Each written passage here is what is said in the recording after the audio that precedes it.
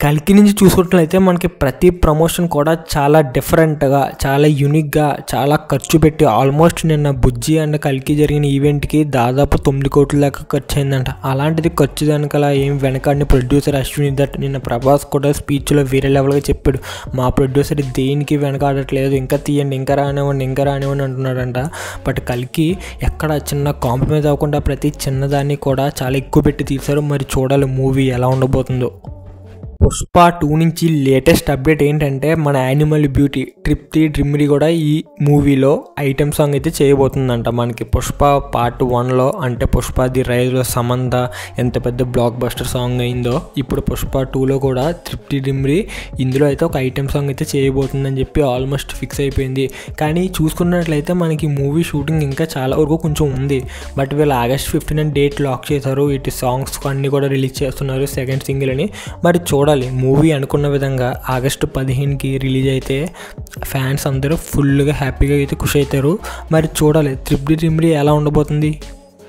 రత్నంబయ్య movie రక్తం మరిగిపోయింది ఆడమ్మ cinema. కానీ నాకైతే వామ్మో బాగా నచ్చింది. రీసెంట్ టైమ్స్లో అంత ఎంగేజింగ్గా, అంత రేజ్గా అసలు మూవీ ఎక్కడ కూడా నేను 5కి స్టార్ట్ చేసా, 7:30 ఆ టైం కల్లా అయిపోయింది. ఎక్కడ మూవీ బోర్ కానీ ఏమనిపించలా, చాలా రేజ్, చాలా ఎంగేజింగ్ అనిపించింది నాకైతే. రీసెంట్గా చాలా సినిమాలు చూశాను, చాలా స్లో నేరేషన్ ఇది అవుతుంటుంది. బట్ తమిళ వాళ్ళు అంటేనే వేరే లెవెల్ తీస్తారు. అందులో డైరెక్టర్ హెవీ సింగం కానీ ఎస్త్రీ కానీ ఇలా మూవీస్ నాకు బాగా నచ్చాయి. రత్నం కూడా నాకు మూవీ చాలా బాగా అంటే చాలా బాగా నచ్చింది. ఓటీటీలో మనకి ఈరోజు అవైలబుల్గా ఉంది. చూడని వాళ్ళు ఎవరైనా ఉంటే చూసేయండి. మీకు ఎలా అనిపించిందో కామెంట్ చేయండి.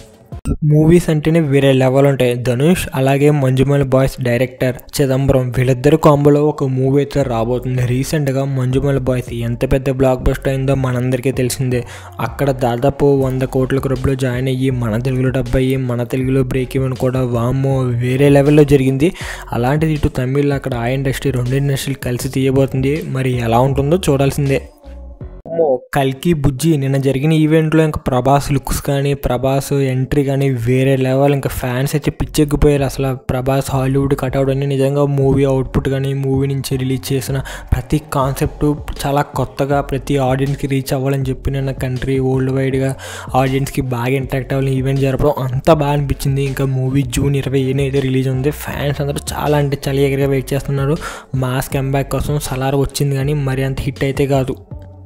లైన్ మ్యాన్ సినిమా పేరు చూసి వామ్ డిఫరెంట్ కాన్సెప్ట్ ఏమో అని చూశాను భయ్య. ఎప్పుడు రిలీజ్ అయిన సినిమా ఎప్పుడు ఓటీటీలో కూడా వచ్చింది. బట్ నేను చూడడం ఈరోజు జరిగింది కాబట్టి చెప్తున్నా. నాకైతే సినిమా ఏమి అనిపించాల. ఏదో చిన్న ప్లాట్ తీసుకుని దేవుడమ్మ పుట్టినరోజు సందర్భంగా మనోడు పిచ్చుకు గుడ్లు ఎక్కడ పిచ్చుకులు పాడైపోతాయని చెప్పి కరెంట్ ఆపేయడం అసలు ఎక్కడ కూడా కొంచెం న్యాచురల్గా అసలు నాకు మూవీ ఏమాత్రం కూడా నచ్చలా. మీకు ఎలా అనిపించిందో కింద కామెంట్ చేయండి.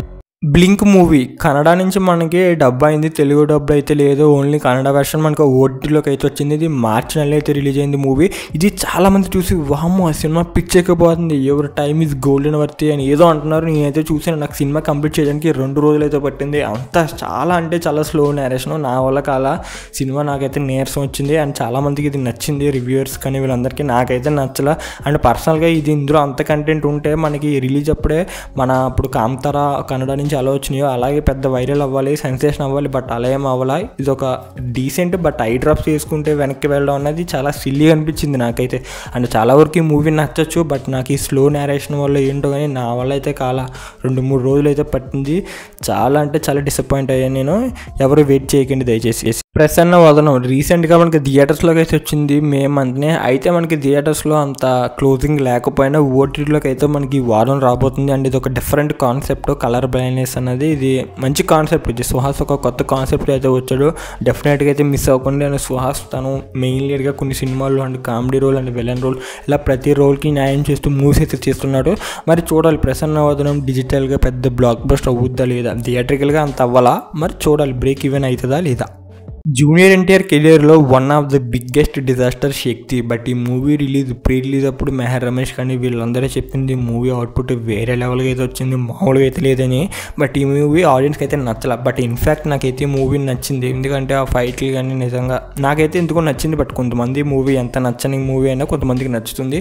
అందులో నేను ఒకరిని. మీకు నచ్చిందో లేదో కింద కామెంట్ చేసేయండి. సూపర్ మూవీ అయితే.